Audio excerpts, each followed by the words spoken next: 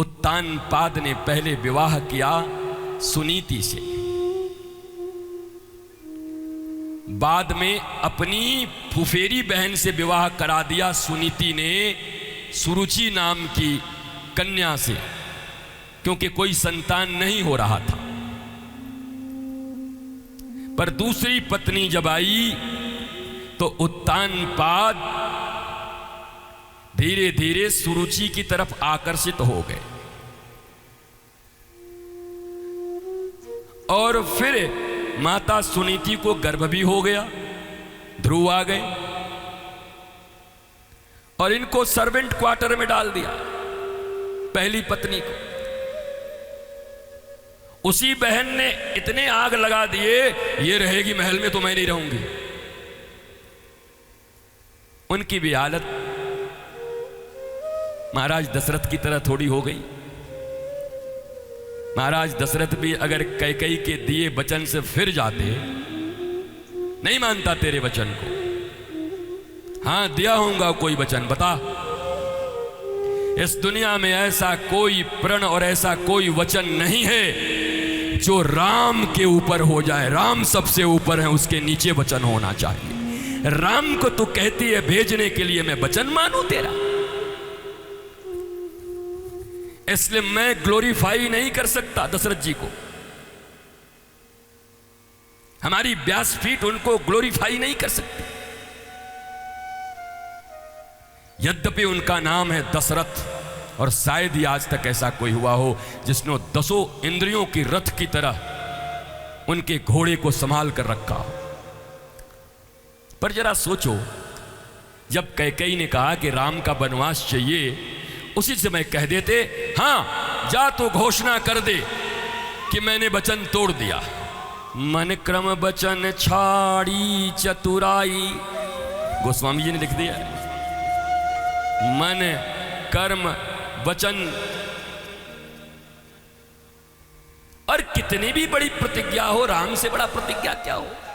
जीवन में सारी प्रतिज्ञाएं की जाती हैं कि राम मिल जाएं, और ऐसी प्रतिज्ञा किस काम की कि राम छूट जाए।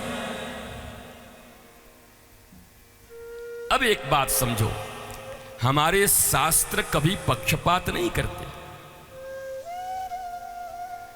अगर युधिष्ठिर को धर्मराज लिखा है तो उसी शास्त्र में यह भी लिखा है कि युधिष्ठिर ने जुआ खेल के अपनी पत्नी को दांव पे लगा दिया था।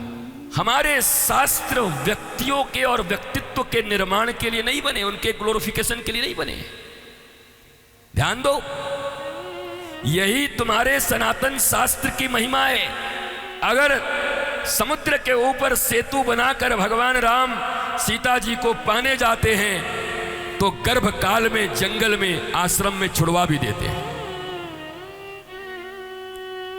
अगर हमें तुम्हें अपना बायोग्राफी लिखवाना हो तो 50,000 1 लाख ज्यादा देके कहेंगे ये सब मत लिखना, बाकी सब लिख देना। कोई अपनी बायोग्राफी में ये क्यों लिखवाएगा? युधिष्ठिर धर्मराज हैं, पर पत्नी को जुआ में हारने वाले भी हैं। पसंद करोगी, तुम में यहां जितनी भी मां बैठी हो, तुम्हारा पति अगर तुमको जुए में हार जाए तो बोलो।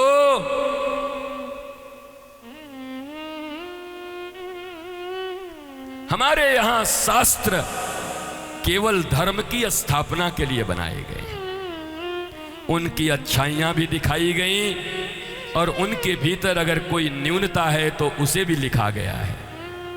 सोचो तुम कितने महान संस्कृति के लोग हो। हमारे यहां कुछ छिपाया नहीं गया। विश्वामित्र की कथा को छिपाई नहीं गई कि मेनका के साथ वो चले गए थे।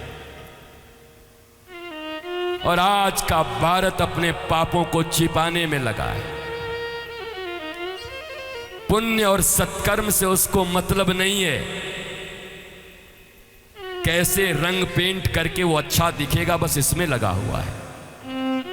ये तो हमारी संस्कृति नहीं थी।